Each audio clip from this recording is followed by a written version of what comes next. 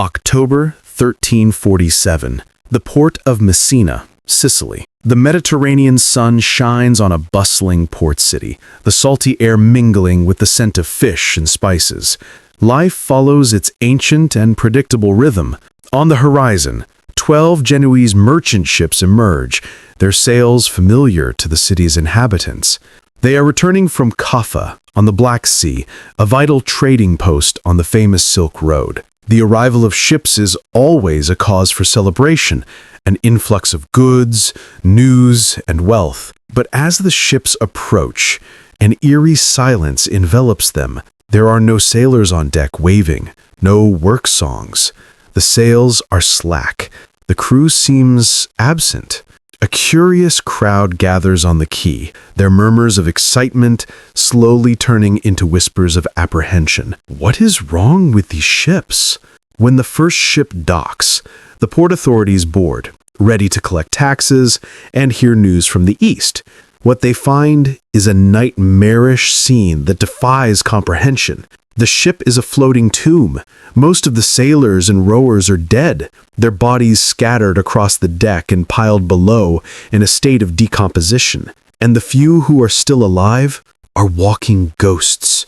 They are delirious with fever, trembling uncontrollably, and their bodies are covered in strange, grotesque black swellings, the size of an egg, some the size of an apple, located in their groins, necks, and armpits. These buboes, as they would be called, ooze blood and pus, emitting a sweetish, nauseating odor of disease.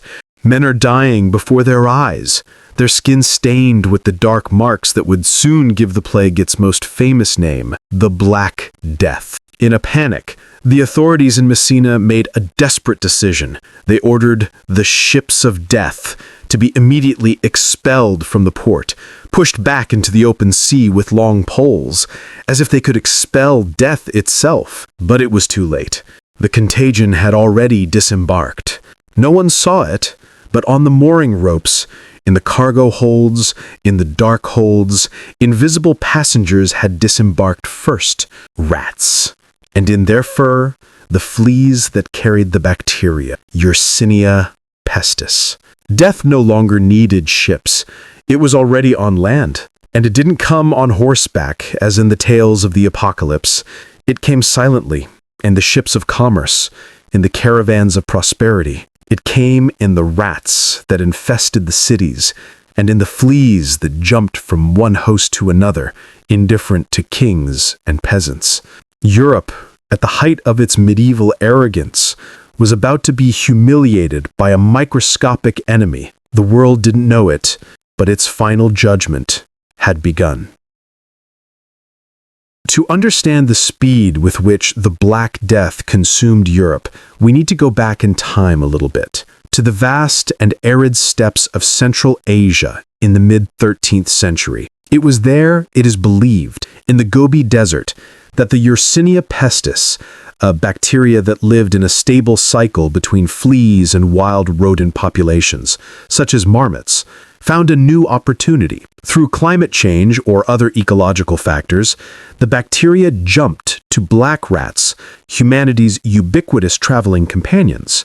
The Silk Road, the great commercial artery connecting east and west, became the highway of death. The caravans that carried silk, spices, and riches now carried an invisible and lethal passenger.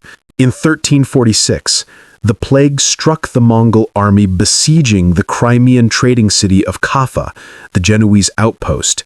The Mongol army was devastated, but its leader, in an act of primitive and terrifying biological warfare, decided to use the plague itself as a weapon. He ordered the decaying bodies of his infected soldiers to be catapulted over the city walls. The defenders of Kaffa watched in horror as corpses rained from the sky, spreading disease and panic. When the Genoese merchants finally fled Kaffa, their ships carried not only goods, they carried the seeds of the plague in their holds and on their own bodies. They stopped at Constantinople, the largest city in the Christian world, and left it ablaze with fever. And then they sailed to the heart of Europe, landing in Sicily, Genoa, and Venice.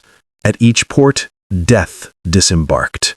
Europe in 1347 was a powder keg waiting for a spark. The population had exploded in previous centuries, leading to overcrowded, dirty cities lacking basic sanitation. People lived in close proximity to animals, including rats, which infested wooden and straw houses from floor to ceiling. Personal hygiene was poor. Medicine was a mixture of superstition, bloodletting, and outdated theories such as that of miasmas, the belief that disease was caused by bad air and foul odors. When the plague arrived, it found the perfect conditions for a conflagration, and it came in two terrible forms. The first and most common was the bubonic plague. Transmitted by the bite of an infected flea, it caused high fever, vomiting, and the terrible buboes. The pain was excruciating. Death usually occurred within a week. The mortality rate was about 60%. But there was a second, even more lethal form, the pneumonic plague. If the bacteria reached the lungs, the disease became transmissible from person to person through coughing, sneezing, and even breathing. Symptoms included fever and coughing up blood. Death was almost certain, usually within 1 or 2 days. The mortality rate was 99 to 100%. The plague spread like wildfire through a dry forest. From Messina, it swept across Italy. Florence, one of the richest and most cultured cities in Europe, lost more than half its population in a single year. The writer Boccaccio, who lived through the horror, described the total collapse of society. One brother abandoned another, the uncle his nephew, the sister her brother, and often the wife her husband. And what is even more unbelievable, families, mothers and fathers refused to visit and care for their own children, as if they were not their own. The streets filled with the dead. At first, Christian burials were attempted, but the number of bodies was so overwhelming that the rituals were abandoned. Carts roamed the streets, coachmen shouting, "Bring your dead!" The bodies were piled like firewood and thrown into mass graves, enormous trenches hastily dug on the outskirts of cities. Layer upon layer of bodies, separated by a thin layer of earth, until the graves were filled. No one knew who was dying, and no one knew who would be next. The structure of society, family, law, religion, simply dissolved in the face of a calamity that no one could understand. Faced with an invisible and omnipotent enemy, medieval humanity reacted with a mixture of terror, faith, and terrifying ignorance. Medicine, powerless, resorted to desperate and futile measures. It was in this scenario that one of the most iconic and sinister figures in history emerged. The plague doctor. His appearance was that of a nightmare. He wore a long, waxed leather coat, gloves, boots, and a wide-brimmed hat. But it was the mask that made him an apparition of death itself. A leather mask with glass eyes and a long beak, like that of a bird. Inside the beak, they placed aromatic herbs, spices, and straw, believing this would filter out the miasma, the poisoned air they thought was the cause of the disease. They carried a long wooden stick, not for support, but to examine patients without having to touch them, to poke at buboes, or to ward off desperate crowds. They were figures of terror.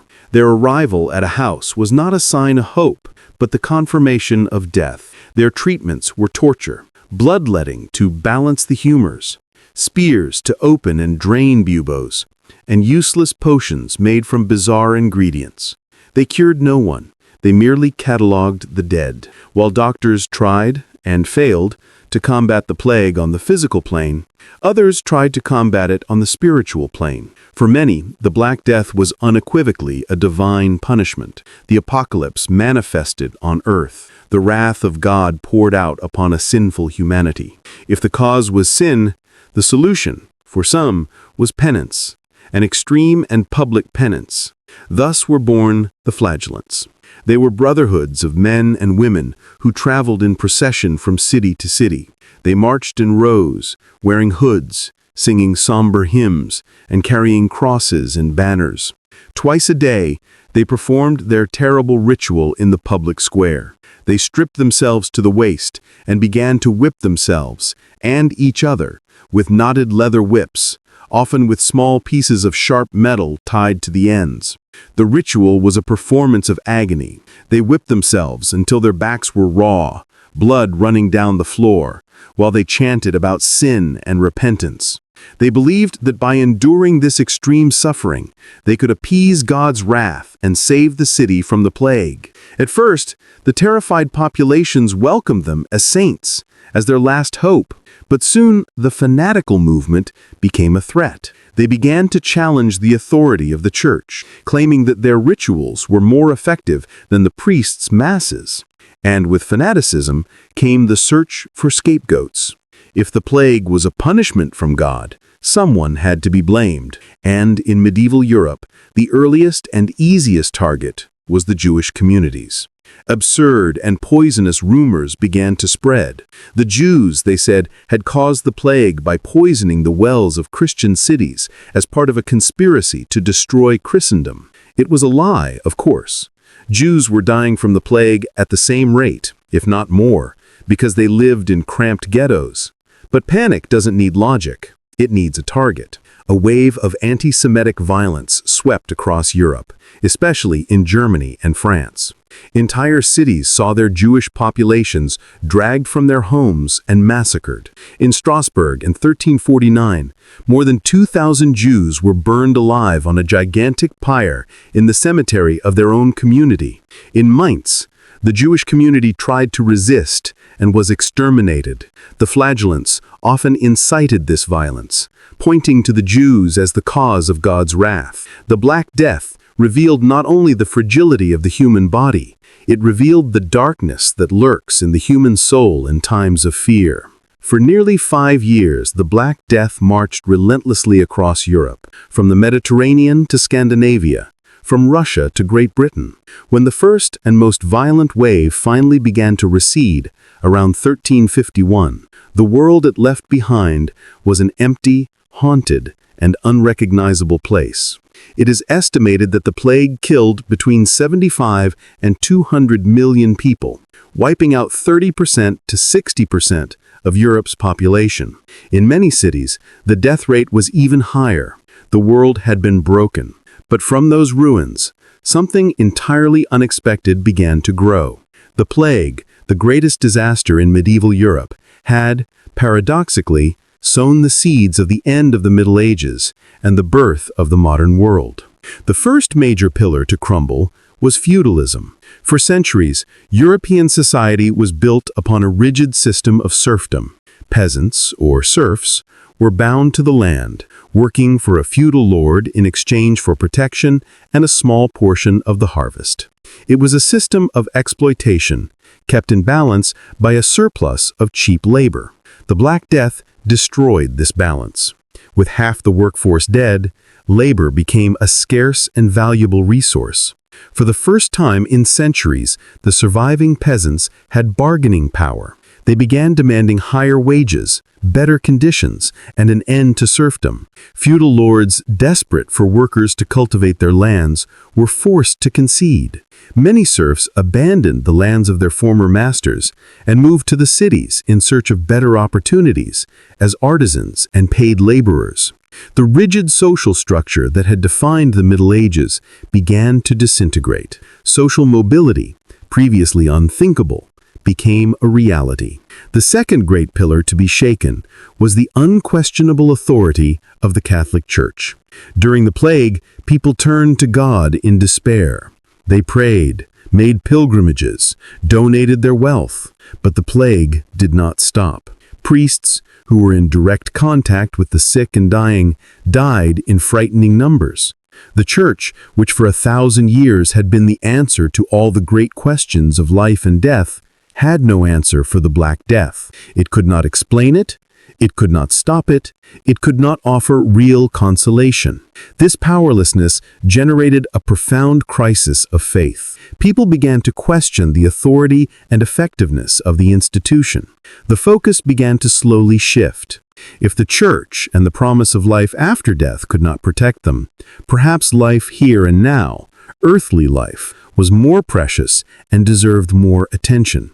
This growing skepticism towards old institutions and the new appreciation of human experience were crucial seeds for the humanism that would define the Renaissance. Finally, the plague created a massive psychological and economic shift. The omnipresent death fostered a new appreciation for life among the survivors. The art of the period reflects this, with an obsession with mortality, but also a renewed interest in realism and the beauty of the natural world. Economically, the survivors inherited the wealth of the dead. With fewer people and the same amount of land and goods, per capita wealth increased dramatically.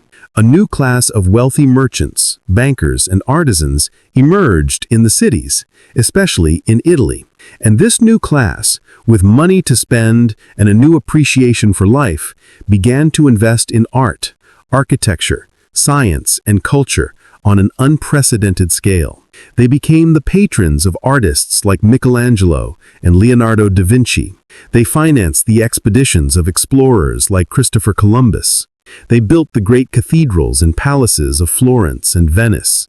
Thus, the ultimate irony of the Black Death is revealed. The plague was an apocalyptic event, a tragedy of unimaginable proportions that plunged Europe into the deepest terror and despair. It destroyed families, cities, and the very fabric of medieval society. But like a forest that is reborn stronger and more diverse after a devastating fire, the Black Death cleared the ground. By destroying the old and rigid structures of feudalism and dogmatic religious authority, it paved the way for something new. From the ashes of the medieval world, a new era of curiosity, individualism, art, and science emerged. Europe's greatest tragedy was not the end of history. It was the painful and bloody birth of the Renaissance. The Black Death, the destroyer of worlds, had, paradoxically, become the creator of a new world.